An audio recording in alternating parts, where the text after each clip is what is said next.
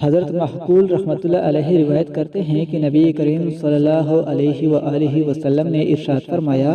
ایمان والے لوگ اللہ تعالیٰ کا بہت حکم ماننے والے اور نہایت نرم طبیعت ہوتے ہیں،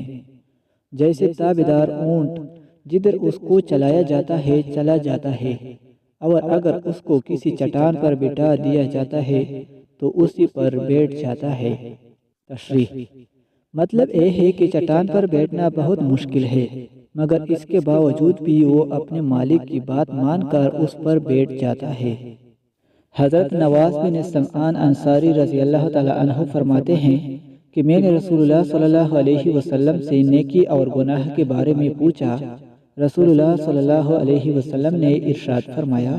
نیکی اچھے اخلاق کا نام ہے، اور گناہ وہ ہے جو تمہارے دل میں کٹکے اور تمہیں یہ بات ناپسند ہو کہ لوگوں کو اس کی خبر ہو۔